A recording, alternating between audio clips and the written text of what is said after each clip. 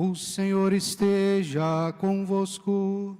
Ele está no meio de nós. Proclamação do Evangelho de Jesus Cristo, segundo Lucas. Glória a vós, Senhor. Naqueles dias, Maria partiu para a região montanhosa, dirigindo-se apressadamente a uma cidade da Judéia. Entrou na casa de Zacarias e cumprimentou Isabel. Quando Isabel ouviu a saudação de Maria, a criança pulou no seu ventre, e Isabel ficou cheia do Espírito Santo. Com um grande grito exclamou: Bendita és tu entre as mulheres, e bendito é o fruto do teu ventre. Como posso merecer que a mãe do meu Senhor me venha visitar? Logo que a tua saudação chegou aos meus ouvidos, a criança pulou de alegria no meu ventre. Bem-aventurada aquela que acreditou, porque será cumprido o que o Senhor lhe prometeu. Então Maria disse: A minha alma engrandece o Senhor, e o meu espírito se alegra em Deus, meu Salvador, porque olhou para a humildade de sua serva. Doravante, todas as gerações me chamarão bem-aventurada, porque o Todo-Poderoso fez grandes coisas em meu favor. O seu nome é santo, e sua misericórdia se estende de geração em geração a todos os que o respeitam. Ele mostrou a força de seu braço, dispersou os soberbos de coração, derrubou do trono os poderosos e elevou os humildes. Encheu de bens os famintos e despediu os ricos de mãos vazias. Socorreu Israel, seu servo, lembrando-se de sua misericórdia, conforme prometera aos nossos pais, em favor de Abraão e de seus filhos para sempre. Maria ficou 3 meses com Isabel, depois voltou para casa. Palavra da salvação. Glória a vós, Senhor. A nós descei divina luz. A nós descei divina luz. Em nossas almas acendei o amor de Jesus. Em nossas almas acendei o amor de Jesus. Queridos irmãos e irmãs, hoje nessa solenidade da Assunção de Maria, damos um tempo, no tempo comum.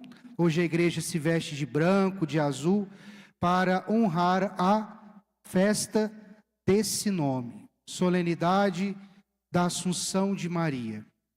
Esse dogma da Assunção de Maria foi instituído pelo Papa Pio XII em 1950. Foi o grande último dogma mariano proclamado pela igreja. Era o que faltava. Por que a igreja demorou tantos séculos para falar que nós católicos acreditamos, temos fé que ela subiu de corpo e alma ao céu? Por que demorou tanto?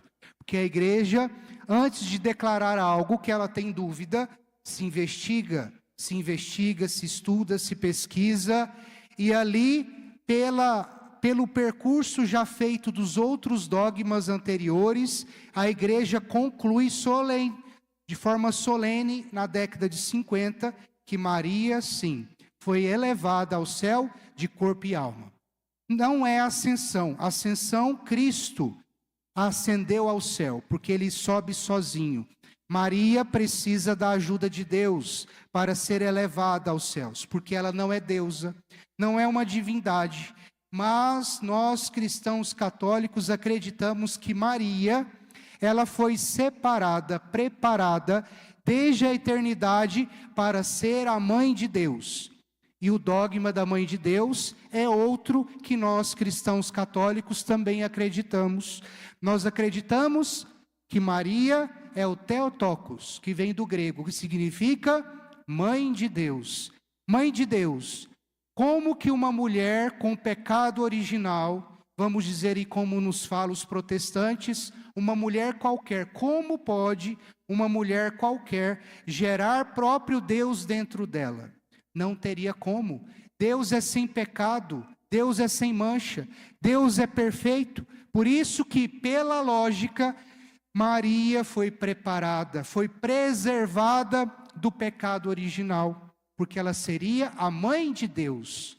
E aí, ela, diferente de todas as outras mulheres da face da terra, foi preservada da culpa original, que em nós é apagada no dia do nosso batismo. Ela não precisa. Por que não precisa? Porque ela é deusa? Não. Porque a missão dela, o serviço dela era muito sublime. Ela seria o canal da graça de Deus para trazer ao mundo o próprio Deus. E trazendo ao mundo o próprio Deus, ela foi separada e preservada de algumas realidades que nós, seres humanos, estamos fadados a acontecer conosco. Uma delas é o pecado. Portanto, Maria é preservada do pecado pela missão que ela vai trazer. E aí, nós escutamos na primeira leitura, no livro do Apocalipse de São João, falando dessa mulher, essa mulher que, de fato, está reinando, está lutando com um dragão. Essa mulher no mundo antigo, no Antigo Testamento, significa as 12 tribos de Israel. E o dragão, tudo aquilo que compromete para que a mensagem de Deus possa acontecer naquele contexto. E aí a gente pode lembrar do Império Romano, que muitas vezes dominava, explorava ali o território de Israel. Mas, ao mesmo tempo, essa leitura, séculos e séculos depois, com a vinda de Cristo, para nós significa que essa mulher pode representar também a igreja. Pode representar a igreja, que somos nós na luta contra o mal. Mas também nós podemos acreditar e perceber que também, de fato, é Maria, aquela que traz em si a isenção do pecado para a sua missão, e ela tem em si o poder, não o poder por si mesma, mas por graça de Deus, de destruir o mal. E isso vai ser respondido hoje na segunda leitura, quando o apóstolo fala para nós da nossa vocação principal. Qual que é a nossa vocação principal? A santidade. E para eu ser santo, eu preciso na terra fazer a vontade de Deus. E eu fazendo a vontade de Deus, eu vou ser ressuscitado por Deus. Assim como Maria hoje foi ressuscitada por Deus nessa assunção. Então, a ressurreição, ela é algo própria para nós, que acreditamos em Deus e fazemos a sua vontade.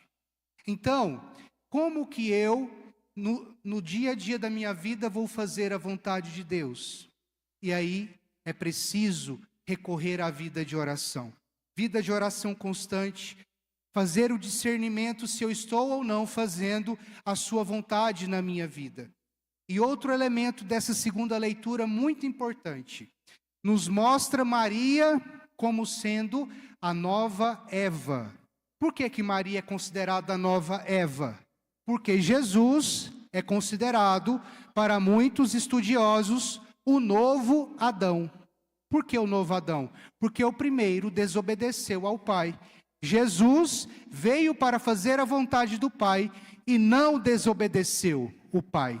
Assim como a primeira Eva desobedeceu o Pai, Maria, assim como Jesus, foi plenamente obediente ao plano do Pai. Por isso que Jesus e Maria são considerados novo Adão e nova Eva, para sarar definitivamente, para redimir definitivamente a humanidade. Portanto, nesse percurso todo, nós compreendemos que essa solenidade que hoje nós celebramos é para lembrar que nós também um dia poderemos ser ressuscitados, assim como foi Maria. Maria foi de corpo e alma, porque seria contraditório aos planos de Deus aquela que foi separada, aquela que não teve o pecado original, sofrer o processo de putrefação, o corpo em decomposição. Como pode uma pessoa sem o pecado ter o corpo decomposto? Não tem lógica. Então, assim, Deus permite que Maria é elevada ao céu, preservada do processo de decomposição e está na glória de Deus. Essa toda é a explicação do dogma que hoje nós celebramos. E celebrar a Assunção de Maria dentro do mês de agosto, mês das vocações, é lembrar também a nossa própria vocação. Na primeira semana nós lembramos dos ministros ordenados, dos diáconos, dos padres, dos bispos. No segundo domingo, a vocação familiar, onde nós celebramos o Dia do Pai. Agora, na terceira semana de agosto, nós celebramos, na solenidade da Assunção de Maria, a vida consagrada. E aqui em Mineiros, temos o mosteiro dos beneditinos, dos monges, temos as irmãs apóstolas do Sagrado Coração de Jesus, que servem essa paróquia, e também nós temos as irmãs beneditinas. A vida consagrada é um sinal de Deus, assim como Maria foi um sinal da vontade de Deus naquela época. A vida religiosa é para nós uma seta que aponta para o céu. Homens e mulheres que deixam tudo para se consagrar a Deus e à comunidade, fazer a vontade de Deus servindo aos irmãos. Essa é a vocação, a vida religiosa, que também hoje nós celebramos e que nós temos como missão durante toda essa semana, rezar pelos nossos religiosos e religiosas que servem a nossa comunidade. Então, meus irmãos e irmãs, que nesta solenidade da Assunção de Maria, possamos nos espelhar nela, aquela que foi plenamente, perfeitamente, uma discípula de Cristo. E nós também sejamos, apesar dos nossos pecados, apesar das nossas limitações, que nunca nos cansemos de lutar pela nossa própria santidade, para um dia também merecermos a ressurreição da carne. Louvado seja nosso Senhor Jesus Cristo. Para sempre ele seja louvado.